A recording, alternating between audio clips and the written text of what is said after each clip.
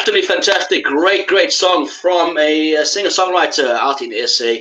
It's called Say, and it's by Martin Gill. We are fortunate enough to have Martin on the show this evening with us. Martin, how are you doing, my man? I'm amazing. How are you?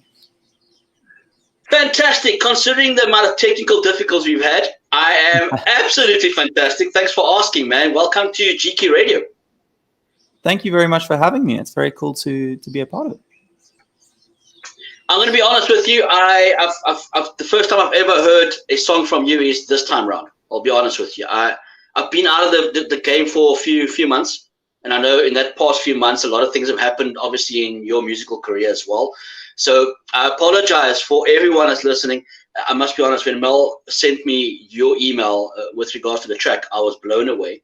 And I was like, I've got to have Martin Gill on my show. So welcome, first and secondly, again, welcome to the show. And for our listeners out there who may not know as much about Martin Gill, like I do and did not know, can you introduce yourself slightly to us, man? Yeah, for sure. I'm I don't know if I call myself young anymore, but I'm a singer-songwriter that's kind of trying to break into the scene a little bit. I've been active for the last kind of 5 years. I've been studying and kind of trying to get my feet on some solid ground somewhere in South Africa. Yeah. So I studied mechanical engineering, and on the side I kind of just pursued this music thing as something I really enjoy doing, and it's kind of it's built up nicely, and it's become something that could really be a whole career. So I'm really excited about it. So yeah, I mean, it's been a really cool journey as a musician, and I'm enjoying it so much. So it's really lovely to have good feedback. Man, fantastic. You say you can't call yourself too young. Now, anybody that's been on my show is younger than I am. So you're young, trust me. All right. Okay, so your musical career 5 years ago, how did it come about? Where did the musical passion and all the rest start for you? How did that journey start for you? Music has always been a massive passion of mine. It's been very important to me from the moment I could really understand what it was. My parents, I think I'm very fortunate in that my parents had quite a diverse taste in music as well. So I had quite a wide musical upbringing. A lot of kind of what everyone listened to, the pop music of the early 2000s and late 90s, and that's kind of was my bread and butter. But then at the same time, my mother was a very big into the South African music scene, and so I had quite a lot of cool influences in that respect. And I think, I mean, I learned all the lyrics to all the songs on all the CDs that we had in the car all the time, and I think I just used to sing at every opportunity. And then when I got to kind of later in high school, I picked up a guitar for the first time and started songwriting myself. And it was just such a cool experience. It was therapeutic. It helps me process all my emotions. It helps me get through all of the difficult parts of life, really. And I think it helps everyone get through difficult parts of life. Other people's songs have helped me so much that I really wanted to kind of achieve the same thing. And so that's really where the passion comes from and where the drive comes from for me. And Quick question, and I've been listening to you, what you said then, listening in the car to CDs of yesteryear kind of artists. Who really stood out for you? Like, like if you had to look back and say, hey man, I should sing all these guys' songs or whatever. Who really stood out for you and why? There's a couple where I just like. I think Dido, weirdly enough, is one of a really big influence. Just something that stands out in my head. The Script. That was more kind of when I was in my early teens. They were kind of at their peak, I think. But I mean, we can go back to the 80s. We can go like very early Nickelback CDs my dad had in the car, like early Parlotones in terms of South African stuff. And there's just a lot of really cool music that I was exposed to. I guess you're not lying, eh? You're not lying there, Martin. those are the musical eras was just different to what it is today, and obviously that is something that we as radio presenters and owners of like founders of radios have to like kind of get to saying, hey, the music of today is way different to what it was 70s, 80s, 90s, and early 2000s even. But your music, now let's get into this song. So Say has been dropped, it's been released. It's just doing very, very well on the circuit as well as far as I've seen on everything around me. How did the song come about, and you know, what is the story behind it? So this song was written kind of right at the beginning of COVID, around that kind of time. I was definitely a crazy, like late teen, early like 20-year-old. It was just a bit of a mental time in everyone's life. I think I came out of a breakup. I was kind of meeting new people, and the song sits in that space, the beginning of a relationship, and it's that will they, won't they like me kind of thing. Can I ask someone out and they're gonna say yes? And the kind of premise of it is really wanting to give someone else the space to say what they need to say in that relationship, or in what could be a relationship. That's something I love to see, is kind of making sure everyone has their say and has the space to speak their truth and be themselves, and not have to feel like they're being pushed into any corners or anything. And I want to be able to say what I need to say, and you must be able to say what you need to say. And that's the space that the song's written in. And it's evolved a lot over the last 5 years, but yeah. I would say freedom of speech is kind of what you really are an advocate for, because I feel that everyone, like you say, has a right to say what's on their minds. Whether it hurts the person they're saying it to or not, it's best to have it said than let it all just boil up and become this big mess down the line, you know, especially in relationships. Yeah, for sure. I think it's almost a freedom of emotion. You're allowed to feel what you need to feel, and it's very important to be honest about that with the people around you. And it's You mentioned that was like early 2020 vibes, like early COVID vibes. Now, I know that lockdown was quite hard on most of the world. It's not just South Africans, you know. But as South Africans, we like to express ourselves by going out, by sharing moments with people, you know, getting together, having a braai. That's a South African term that everyone should know around the world. But how did 2020 really just affect you as Martin Gill? Because, as you said, the song was kind of came to life in that period of time.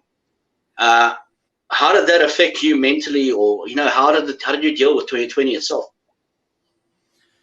2020 and 2021, to be honest, were both pretty difficult years. I was still studying. I was in my last year of my degree, so it was a massive adjustment from that point of view. I think all the kind of admin parts of life suddenly took on a whole new kind of new dynamic. You were online to everyone all the time. You were on FaceTime calls. You were doing this random game online and stuff. It was a very different world just to have that level of social connection. I was lucky enough to be locked down in Pietermaritzburg with my mom's family, and they have a lovely place just along the river there. And I was able to kind of be outside and be in nature and be kind of let my creativity still thrive.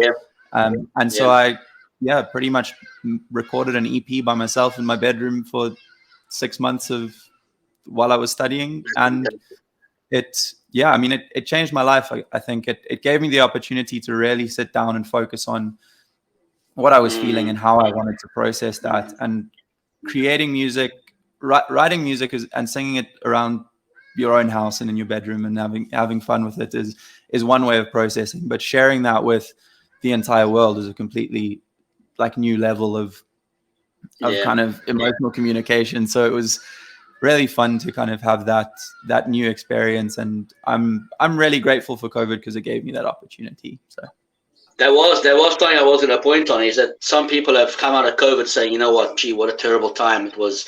You know, mentally we were in a different state. We just couldn't get to what we really wanted to project-wise. But a lot of the artists that I've spoken to, funny enough, over the past year and a half, 2 years, and obviously coming out of COVID and all the restrictions and stuff like that, have all kind of said exactly that.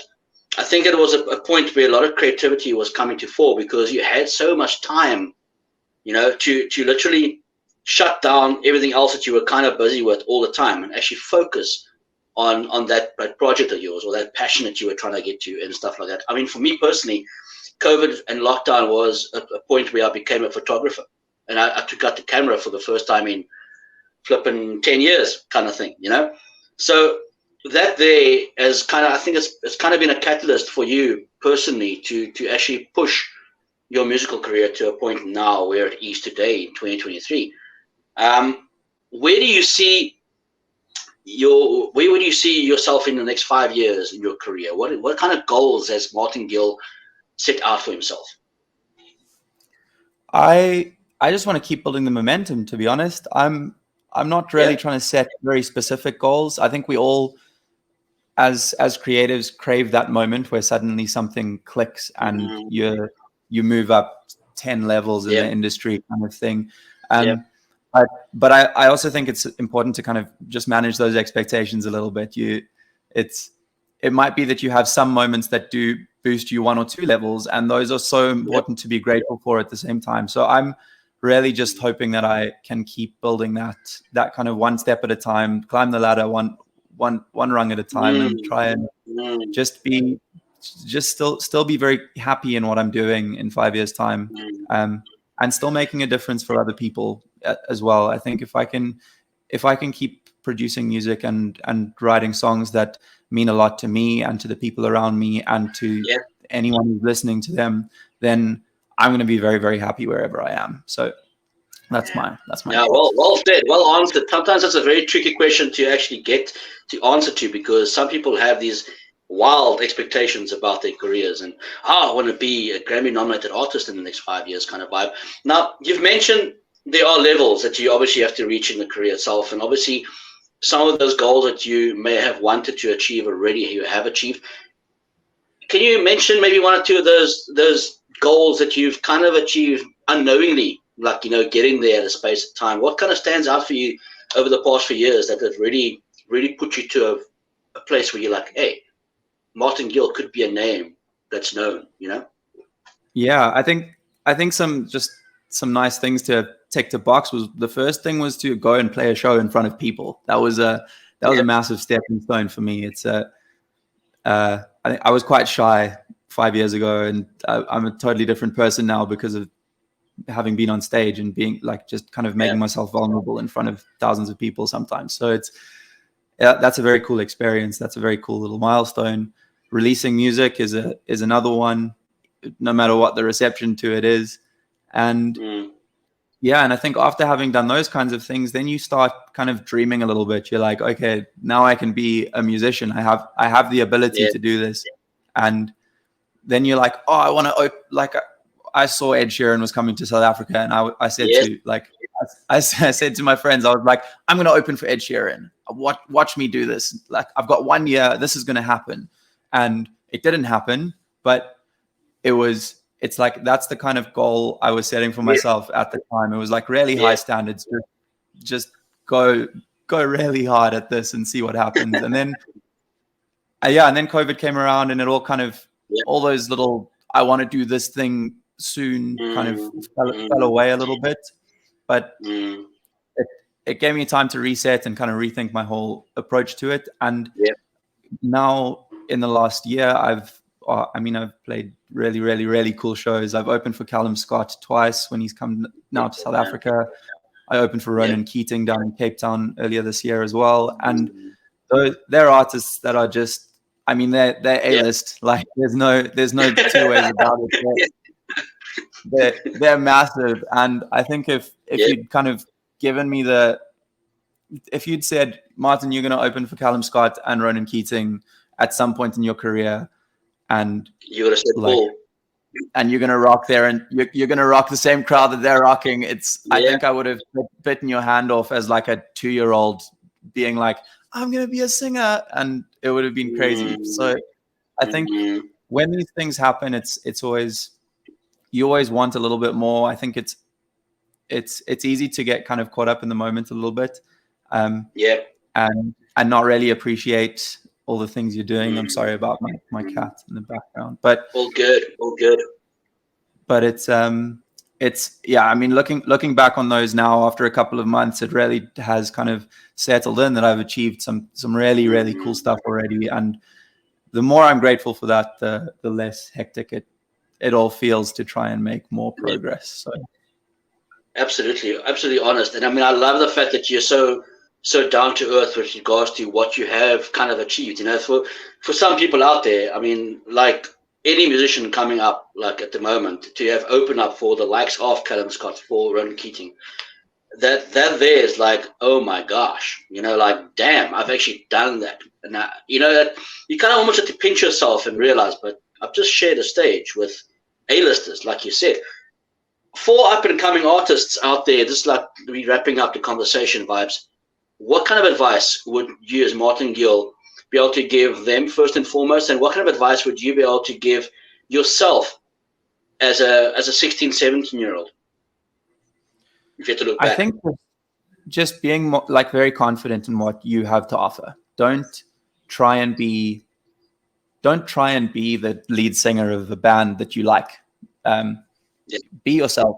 I spent a lot of time kind of almost growing up doing vocal impressions of people because I knew that vocal quality sounded good, because I enjoyed listening to it and it was successful. So for a long time, I think Bastille's probably a really interesting one, where their lead singer has quite a distinct accent to his singing. And I think as South Africans, there's a lot of kind of, we have an adaptable accent, so we can do the American and we can do the British, and it's very easy to get sucked into doing that and kind of starting to sing like someone that's not you. And I think owning what your voice does and what you are capable of, instead of trying to kind of really change your entire vibe and personality, is a big thing. And I think the same in songwriting. If you have a genre that you like writing and you like recording, don't run off out of that in order to kind of feel like you're doing a better job or something. I think stay true to what means the most to you, and you'll be more comfortable when you're on stage and when you're working with people, and you'll be able to be very honest. And that's what I value most. Fantastic advice, Martin Gill. Final thing is, where can our listeners get hold of you? Are you on socials? What kind of hashtags and stuff do we have to use, or social handles? Yeah, I'm at Martin Luke Gill on pretty much everything. And that's where you can find me, and you can listen to me on any of the streaming platforms and YouTube and everything. Just have a look, and I'll be there. And find me on Instagram and DM me if you guys are interested in anything, and let's keep the chat going. Absolutely, guys. Thank you so much. Martin Gill, you've been an absolute ledge being on the show with us, man. We really enjoyed this conversation. And from us here on GQ Radio, we just want to wish you nothing but the best for your career moving forward as well, my man. Keep that music coming out. It's absolutely fantastic. Thank you very much for having me.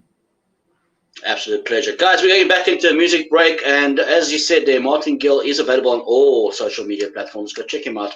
Go DM him if you really want to have a conversation about his music. I'm sure he'll be open to anything for you as well. From us, we'll be back after this. Stay tuned.